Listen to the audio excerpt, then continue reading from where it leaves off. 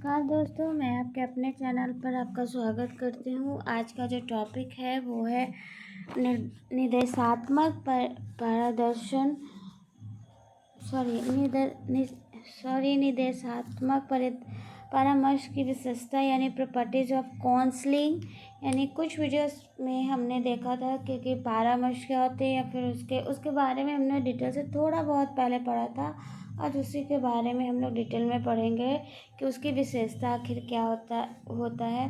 तो सबसे पहले मैं ये कहना चाहती हूँ कि अगर वीडियो आपको अच्छा लगे तो आप प्लीज़ लाइक शेयर सब्सक्राइब कीजिएगा। अगर किसी भी टॉपिक में आपको कहीं भी प्रॉब्लम होता है तो आप अपना क्वेश्चन कमेंट बॉक्स में वो पॉइंट को आप पूछ सकते हैं, मैं रिप्लाई देने का कोशिश करूँगी। तो वीडियो स्टार्ट करते हैं। जो आपका मेन टॉपिक है वो है निर्देशात्मक परामर्श की विशेषता यानी प्रॉपर्टीज ऑफ काउंसलिंग। तो फर्स्ट पॉइंट है आपका परामर्शदाता की भूमिका, महत्वपूर्ण भूमिका प्रदर्शन उसके निर्देशों, क्रियाओं, संबंधों तथा निर्णयों में होता है। देखिए, परामर्श जैसे निर्देशात्मक में क्या होता है, उसमें उपबोध्य होगा, उपबोधक होगा, यानी एक परामर्शदाता होगा, उपबोध्य होगा, यानी कि एक क्लाइंट और एक काउंसलर। यानी जो क्लाइंट यानी कि जो सहायता मांगने आया है और जिसको जो सहायता करेगा उसे क्या कहेंगे, काउंसलर। यानी कि एक काउंसलर यानी परामर्शदाता। जो सहायता मांगने आया उसको काउंसलर बोलते हैं और जो सहायता देगा उसे काउंसलर बोलते हैं। तो उसी का प्रॉपर्टीज है। जब फर्स्ट पॉइंट है परामर्शदाता की महत्वपूर्ण भूमिका का प्रदर्शन, यानी कि प्रदर्शन यानी क्या है, आपको शो ऑफ कैसे होगा जब परामर्शदाता जो है, काउंसलर जो है, उसकी भूमिका किसके कैसे प्रदर्शित होगी, वो जैसे वो कैसा निर्देश देता है, क्रियाएं क्या करता है, संबंधों को कैसे वापस में जोड़ता है, या निर्णय वो कैसे लेता है, यानी किस चीज़ के लिए किस तरह का निर्णय लेता है। देखिए, इसमें कहना क्या चाह रहा है कि परामर्शदाता कैसा है या उसका प्रदर्शन कैसा है, उसका परफॉर्मेंस कैसा है, वो तभी पता चलेगा जब वो कोई भी निर्देश देता है यानी कि कोई भी प्रॉब्लम समस्या लेके कोई किसी के पास गया तो वो किस तरह से निर्देश देता है, सही देता है, गलत देता है, उसके अनुसार देता है, कौन सा क्रियाएं करता है जिससे उस क्लाइंट का जो प्रॉब्लम हो वो सॉल्व हो जाएगा, ये संबंध कैसे आपस में जोड़ता है प्रॉब्लम को, या निर्णय कौन सा लेता है। यानी इन सभी के आधार पर अगर वो सही लेता है तो मतलब ये सब के आधार पर हम कह सकते हैं कि जो काउंसलर होगा, परामर्शदाता होगा, उसकी भूमिका कैसी है, अच्छा है, नहीं है, एवरेज है, गुड है, बहुत अच्छा है। तो ये सब हमारा मुख्य क्या है, आपका कारण होते हैं। और यानी कि ये सब उससे हम परामर्शदाता का एक्टिविटी को जान सकते हैं, यानी भूमिका समझ सकते हैं।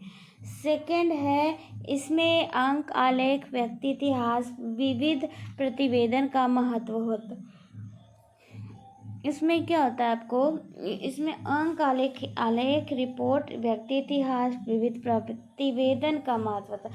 देखिए, इसमें जैसे निर्देशात्मक परामर्श जो होता है, जब व्यक्ति लेने के लिए आता है, परामर्श मांगने के लिए, इसमें किसी भी व्यक्ति, जैसे कोई व्यक्ति आपके पास आया, परामर्शदाता के पास आया, तो उसके लिए उसको पूरा इतिहास देखना पड़ेगा, वो कैसा है, उसका बिहेवियर कैसा है, वो कैसा परफॉर्मेंस पास्ट में कर रहा था, कैसा अभी कर रहा है, या फिर जितने तरह का रिपोर्ट होगा उसके बारे में वो जानने का कोशिश करेगा। यानी कि इसमें क्या है, अंक, आलेख, व्यक्ति इतिहास इत्यादि का महत्व होता है। थर्ड है विश्लेषण करना।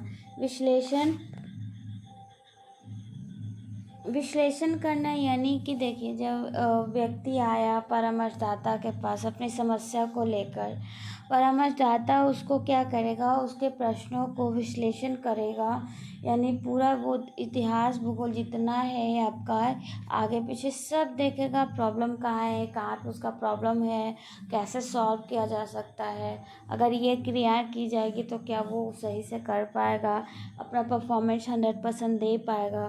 तो इस तरह का इस तरह से विश्लेषण करना है, क्योंकि क्या है, जो समस्या लेकर आया क्लाइंट जो बोध है वो क्या लेने आया है सहायता, वो पूरी तरह से उपबोधक पर यानी काउंसलर पर निर्भर होता है। तो ये कार्य विश्लेषण करना, एनालिसिस करना किसका कार्य होगा, एक परामर्शदाता का कार्य होगा। और इसमें वो निपुण होना, विश्लेषण करने वो परामर्शदाता निपुण होना चाहिए। अगर वो विश्लेषित नहीं कर पाएगा तो परामर्श भी वो अच्छे तरीके से नहीं दे पाएगा। इसीलिए क्या है, परामर्शदाता को विश्लेषण करने का भी गुण होना चाहिए। फोर्थ है, समस्या तथा समाधान को अधिक महत्व दिया जाता है। हम लोग 3 पढ़ेंगे प्रकार परामर्श में। इसमें जो मेन होता है, आपको समस्या पर अधिक बल दिया जाता है, यानी कि जो क्लाइंट आएगा उस पर कम ध्यान देगा। हम लोग आगे अनिर्देशात्मक में पढ़ेंगे, उसमें पर्सन पे, क्लाइंट पे ज़्यादा फोकस किया जाता है। लेकिन निर्देशात्मक यानी डायरेक्टिव काउंसलिंग में हम लोग समस्या को कैसे जल्दी से जल्दी समाधान या फिर कैसे समाधान कर सकते, इस पर अधिक बल दिया जाता है। यानी ये समस्या समाधान विधि एक तरह से कर सकते हैं। इसमें समस्या अधिक ध्यान दिया जाएगा, क्लाइंट में बाद में। फिफ्थ है, अधिकांश निर्णय परामर्श द्वारा उपबोध की सहायता से लिए जाते हैं। यानी कि परामर्शदाता जो होगा उपबोध से बहुत सारे प्रश्न पूछेगा, प्रश्न बाद जैसे वो उत्तर देगा उसके अनुसार ही वो क्या है, प्रॉब्लम को सॉल्व कर पाएगा। यानी कि एक तरह से क्या है, परामर्शदाता प्रॉब्लम तो सॉल्व कर रहा है, क्योंकि ये कैसा है, प्रॉब्लम सॉल्विंग मेथड है। लेकिन महत्व किसका है, सहायता किसका लेगा, वो उपबोध्य का ज़्यादा सहायता लेगा। यानी कि उपबोध की सहायता से ही इस विधि को वो संपन्न करेगा। 6 है, संभावित कारण निश्चित करना। उपबोध की वर्तमान स्तर को ध्यान में रखते हुए इन कारणों का महत्व निश्चित करना तथा भविष्य की कार्य प्रणाली के बारे में निर्णय लिए जाते हैं। संभावित कारण निश्चित करना, यानी कि जब प्रश्न लेके आया, वो प्रॉब्लम लेके आया, तो सबसे पहले बोधक देखता है कि प्रॉब्लम आखिर कहाँ से आ रहा है, या फिर कहाँ पे उसको दिक्कत हो रहा है। अगर दिक्कत हो रहा है तो वो किस कारण से हो रहा है, उसकी पूरी संभावना देखता है कि कैसे उसको सॉर्ट आउट किया जा सकता है, यानी सॉल्व किया जा सकता है। यानी यहाँ पे क्या है, सबसे पहला कार्य जो काउंसलर का होगा, वो होगा समस्या को निश्चित करेगा। उसके बाद में उपबोधक के वर्तमान स्तर के ध्यान में रखते हुए कारणों का महत्व निश्चित करना, यानी कि वो उसकी जो प्रेजेंट का जो माइंडसेट होगा काउंसलिंग का, यानी उपबोधक जो प्रश्न लेके आया है उसका प्रेजेंट माइंड देखेगा, उसी के अनुसार वो क्या है, कारण को निश्चित करेगा तथा उसी को लेते हुए वो भविष्य के जितनी भी क्रियाएं उसको करना होगा, उस प्रश्न को सॉल्व करने के लिए उसी के अनुसार करेगा।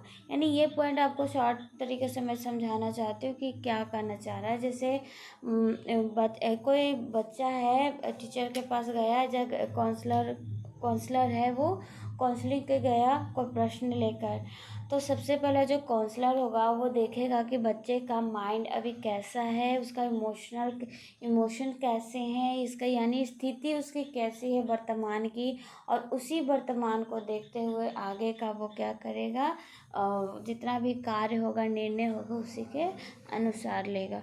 ये वो शॉर्ट वीडियो है, 5 या 6 मिनट का होगा, क्योंकि ये शॉर्ट है, उतनी इम्पोर्टेंट नहीं है। प्रॉपर्टीज आप पॉइंट याद रख लोगे, या आते हैं, प्रश्न पूछे जाते हैं एग्ज़ाम में। तो ये था आज का वीडियो। अगर आपको वीडियो अच्छा लगे तो मैंने पहले भी किया, प्लीज़ लाइक सब्सक्राइब कीजिएगा।